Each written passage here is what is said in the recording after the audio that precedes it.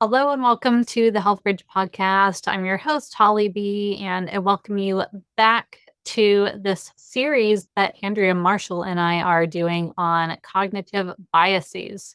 This is something that is simply part of human nature. It is something that we all fall, quote unquote, victim to. But cognitive biases are not inherently good or bad, they just are. They're part of our human nature to help us manage our lives on a day-to-day basis without having to overthink every single little thing that we do or say or decide on. And we've talked more about that in previous episodes, which I will have linked in the show notes. But just to reintroduce Andrea quickly, she is a project manager and positive psychology practitioner. She's a teacher, she's an avid learner, and she is very passionate about helping people flourish and helping projects succeed. Her mission is to provide business leaders and project professionals with knowledge and skills necessary to support their own well being and the well being of others, to meaningfully engage stakeholders, and to lead thriving teams in service of improved business and project outcomes. So, in continuing our series, we are talking today about the cognitive bias of the ostrich effect. Yes, it's a funny name. Yes, it does mean the way it sounds. And Andrea will explain exactly what we are experiencing when we are actively engaged in the ostrich effect in our daily lives. Enjoy this episode. Andrea Marshall, welcome back for another episode in our mini series on cognitive biases. We started, of course, with the episode I'm Not Biased, You're Biased, to explain what cognitive biases are. And now we're going through different types of biases to just help us all become more aware of where we might be stuck in our own biases without even realizing it. The one we're going to talk about on this episode is called the ostrich effect. And I'm sure just from that name, everybody can get a little sense of what it might be about. But if you'll go ahead and introduce the ostrich effect. Yeah, absolutely. Thank you, Holly. Great to be back. The ostrich effect is a fun one because it shows up in so many different interesting ways. And immediately we all think of that ostrich with their head in the sand, which is correct. The ostrich effect is avoiding exposing oneself to information that they fear because it may cause psychological discomfort.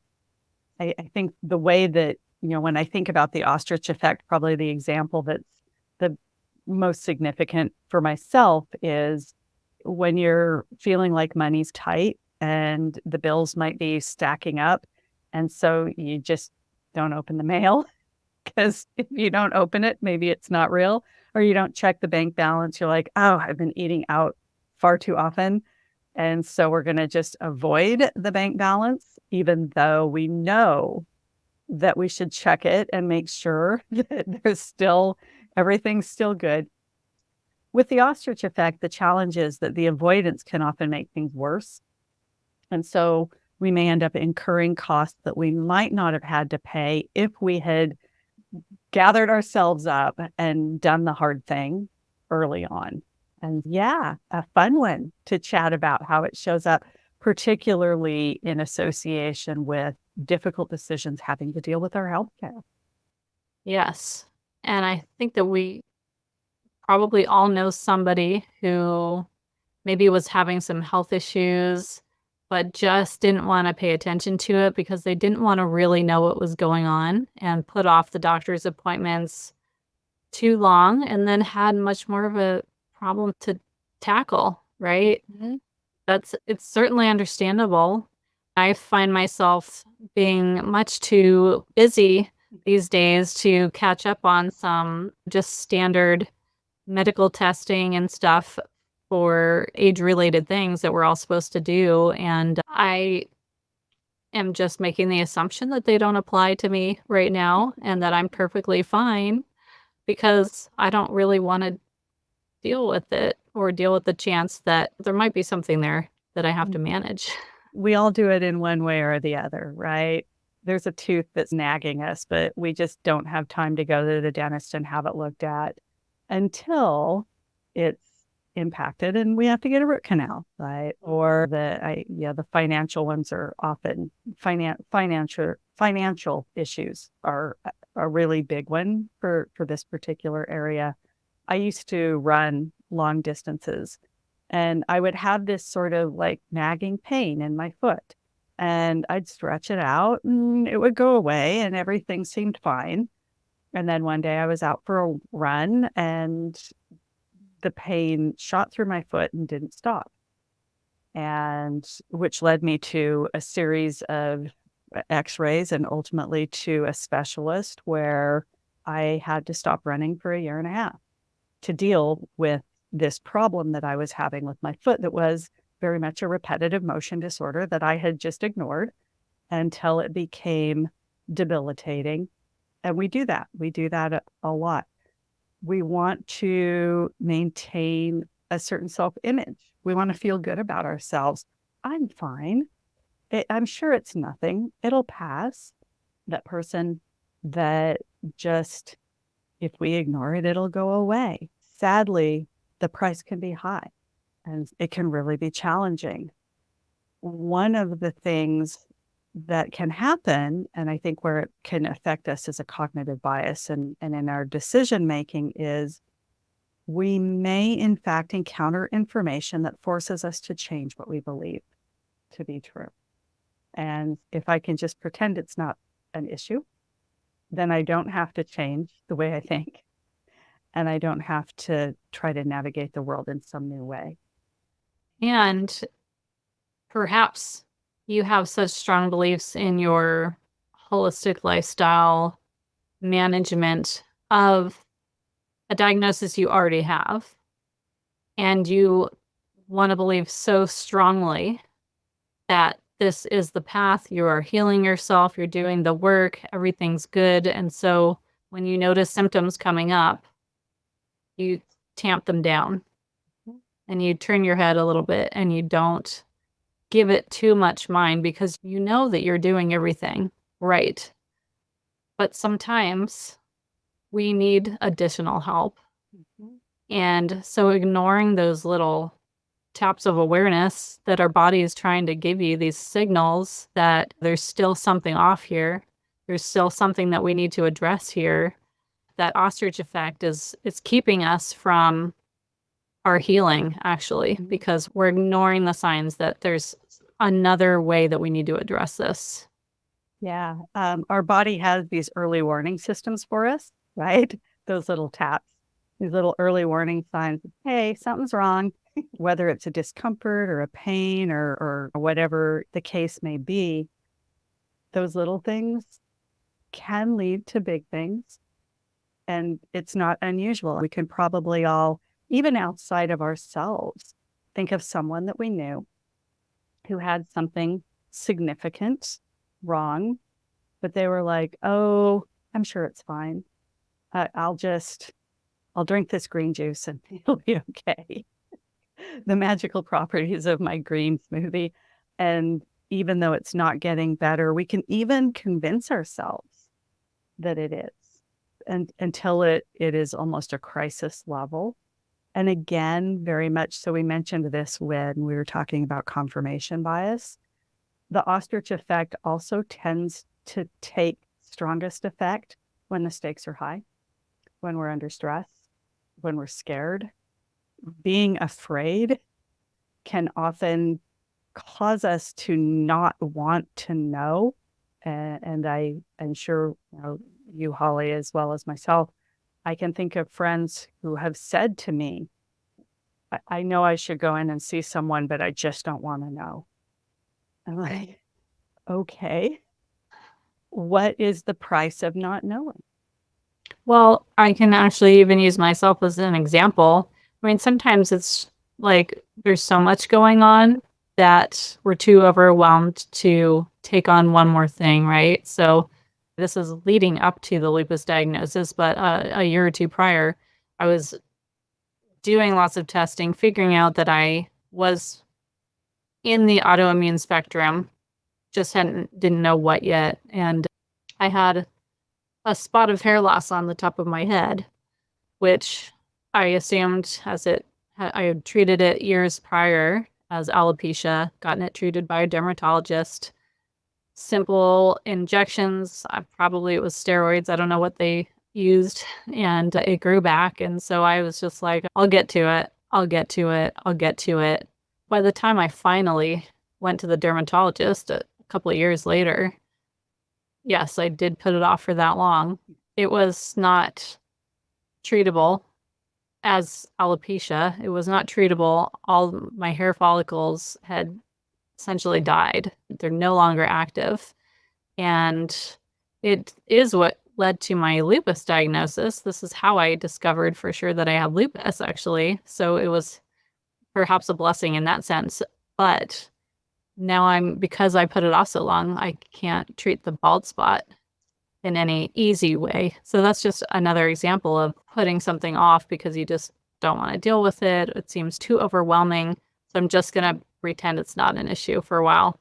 Really quick, Holly B here. I just wanted to interrupt the podcast to ask you for a quick favor. Can you take just a moment to like and subscribe to this podcast on whatever platform you are listening in on? It makes a world of a difference. And the reach of this podcast, it takes like literally under 10 seconds. So go do that right now. Thank you so much. I really appreciate it. And now back to the episode. Yeah. There are a lot of interesting emotions that can play into the ostrich effect. A couple of examples. One of the things that we do know is the pain that we feel from a loss is greater than the pleasure we get from an equivalent gain.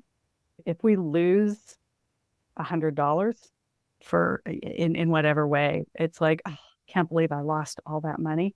But then if we gain $100, we're like, oh, yay, that's awesome. And there isn't quite this high emotional aspect to it. And so that can sometimes, those sorts of just natural human responses to gains and losses can affect when the ostrich effect is in play. One of the things that is really interesting has to do with medical care. And so research has shown that there are lots of easy to use and inexpensive ways for people to monitor their blood sugar. And yet studies have found that most people with diabetes don't self-monitor in the way that they should. Yeah, it's like, oh, well, I'll do it later, or I'll check it after, yeah, or I know what I'm eating, so I'm fine. A couple of just particular examples. One of my favorites with the ostrich effect that's a great example is if I were to ask you, Holly, are you an above average driver? And you'd probably go, well, obviously. Yeah. I am an above average driver. And if you question people, most people would tell you that they are an above average driver. It is not statistically possible for most people to be above average in their driving skills. And yet we tend to think that's what we are. Like, oh, yes, I'm an excellent driver compared to that guy I see that is running the stoplight. But it doesn't mean that we're all that way. I would say to play off of that, everyone thinks their young child, their toddler, their baby is far above average in where they're at with their speaking or their walking or their, engagement. I've heard it from literally every friend who's ever had a kid. And I'm not here to say they're wrong, just to point out. And in their eyes, and well, children are cute so that we will protect them and take care of them. 'Cause 100%. otherwise, we would probably just set them on the curb and go on about our business. Right? That bonding is real for sure. But it is. There are lots of ways that this plays out that are evolutionarily beneficial to the Right. species. To just be like a funny observation as it applies to this particular bias. I don't think there's anything wrong with it whatsoever, but it is funny how often I've heard it. And this ostrich effect can play out in so many other areas of life. As we've said in other episodes, all these biases are not exclusive just to your health experience. It's about life in general. I can see this easily in relationships. You get together with somebody and you're in that honeymoon effect, and you don't want to pay attention to any of those negative signs or any of those signs that say maybe this isn't the best option for you. And Yeah. then you get all the way into 20 years into marriage or something, and I don't want to see the signs that our marriage is going downhill, or that I'm not treating him correctly, or that he's cheating Yeah. on me. It's Yeah. so easy to get into this bias. The signs that were always there Mm, that your friends pointed out to you, yeah, probably at least your good friends that felt like, and they're like, really, red flags everywhere. But we look at those things that we want to see. It's another great connection to mindset, right? The ostrich effect often provides us with a short-term gain over having a mindset for a long-term experience, and kind of staying true to our ultimate goal. I experienced a little bit of this just this last weekend, where I apparently went on a delicious creamy pasta and donut binge over the weekend. apparently. Even well, these things happen. Even though I have some kind of longer term goals about my anniversary is coming up, I want to fit into this dress for when we go to dinner. And so I'm wanting to lose a few pounds so that I'll look nice for my anniversary. And yet there was a delicious creamy pasta. And I decided that, well, one dinner, well, maybe two dinners, wasn't going to be a big deal. And yet it didn't serve my long term goal. It was very much in that sort of immediate gratification realm, which is often Mhm. how these things show up. If I don't think about it now, I don't have to experience that pain or discomfort that might come from having to go through that experience right now. Yeah, absolutely. And that again ties into the health conversation around us, which is we have all these, well, I mean, honestly, it's with life in general. It could be our finances, it could be our entrepreneurial journey. We have these long-term goals and visions of what we want to bring into manifestation in our life, and yet we don't hold ourselves accountable in the little steps that it takes to get there, because we keep having the creamy pasta or the gluten, or we Yeah. keep uh, taking too many long lunch breaks and not getting enough work done to forward our business, whatever it is. Yeah. Mhm. Yeah, they show up in all areas, our relationships, our health journeys, even just goal like, oh, I made a resolution that I wanted to be stronger this year. And that meant I was going to go to the gym 3 times a week or whatever. And it's Monday morning, which is my gym day, but I was up last night watching a movie late. And so now I'm going to sleep. I want to sleep in instead of going to the gym. And it is that sort of immediate, like, oh, well, if I miss the gym just once, it's no big deal. But is it ever just once? And it's those habits of mind. And we can so easily just talk ourselves into those sorts of things. And there are these sort of trivial, lightweight kinds of experiences, like, oh, I had a weekend of indulgent eating, or I didn't go to the gym once or twice, where the long term consequences maybe aren't so significant. But those are opportunities to practice, because that's one of the things, as you know, with mindset, when we practice on the small things of showing up for ourselves, we are more able to show up for ourselves when it really matters and when the stakes are high. It's building that muscle. Mm-hmm. It's building that muscle. So yeah, when the stakes are high, we know we've proven to ourselves that we can trust ourselves to have our own back. And to Yeah. do the hard thing, Mhm. and to hear the information we maybe don't want to hear, and to explore the possibility that we maybe don't want to have to go look at. Yeah, to be able to still have strength in that discomfort and be able to step into that knowing that you'll be able to handle it. and that you have the inner resources to be Exactly. uncomfortable and to get through it. Exactly. Anything else that we haven't touched on with the ostrich bias? The other thing about the ostrich bias, so we talked a little bit about mindset in relation to the ostrich effect and really focusing on what those long-term goals are and what we wanted to do. Mindfulness is another area that can be really beneficial, and being aware of your experiences, non-judgmentally observing how you're responding to the things that are happening.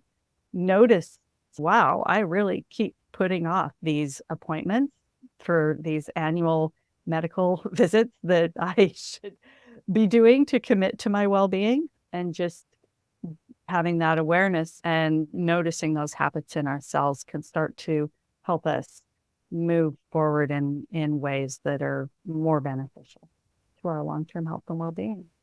Yeah, becoming aware. And then it occurs to me that it's a benefit of having close friends or family members that will also have your back and be aware of these things as well, and can maybe potentially call you out a little bit and urge you to take care of what needs to be taken care of. So, yeah, I think that's also a flip side aspect of this as well.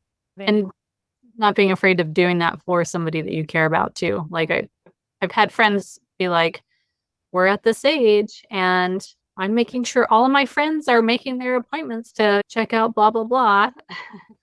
Okay, I'll get on it.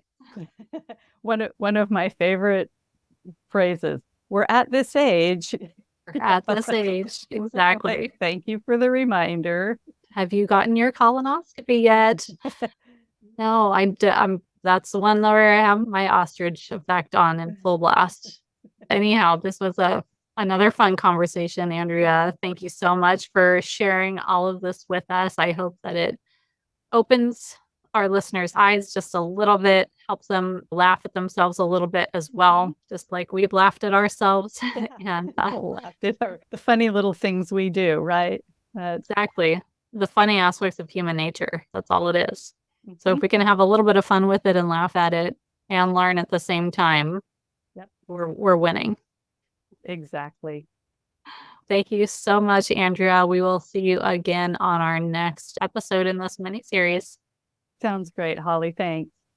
So the ostrich effect. This again was a fun episode, a fun bias to talk about. I can think of many different examples in my own life where I've definitely chosen to keep my head in the sand. I would love it if you would share with Andrea and me an example of the ostrich effect showing up in your life or in a family member or friend's life that you've observed. It's fun to share these stories. It's fun to be able to poke a little fun at ourselves and laugh at ourselves, even in the serious moments when this was a more serious bias that we chose around a serious situation. It's still good to be able to recognize it, have awareness, joke about it a little bit, and move forward with a new sense of understanding of what was going on with us when we chose to step into that bias. Thank you so much for listening. We will be continuing the series with Andrea, so stay tuned over the next few weeks for our next episode.